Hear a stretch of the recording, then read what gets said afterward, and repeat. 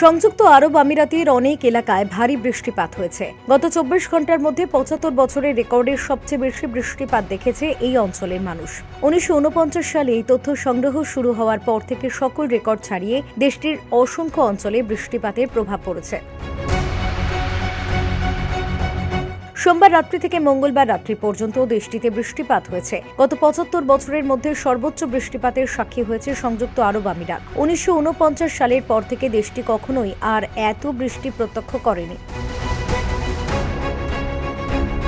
প্লাবিত হয়েছে সংযুক্ত আরব আমিরাতের অনেক এলাকা, তলিয়ে গিয়েছে দুবাইয়ের প্রধান সড়কগুলি, এমনকি দুবাই আন্তর্জাতিক বিমানবন্দরের কিছু অংশ জলের নিচে চলে যায়। সংযুক্ত আরব আমিরাতের আবহাওয়া দপ্তর জানিয়েছে সবচেয়ে বেশি বৃষ্টিপাত হয়েছে আল শাকলা এলাকায়।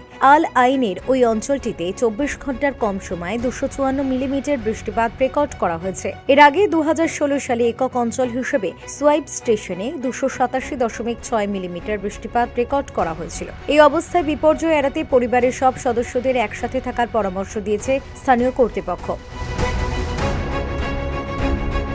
সামনেও আরও বৃষ্টিপাত হতে পারে বলে শঙ্কা করছে আমিরাতের আবহাওয়া দপ্তর। তারা জানিয়েছে আবহাওয়ার রেকর্ড লিপিবদ্ধ করার পর থেকে এ পর্যন্ত এবারের সবচেয়ে বেশি বৃষ্টিপাত হয়েছে। কোথাও কোথাও গাছপালাও ভেঙে পড়েছে।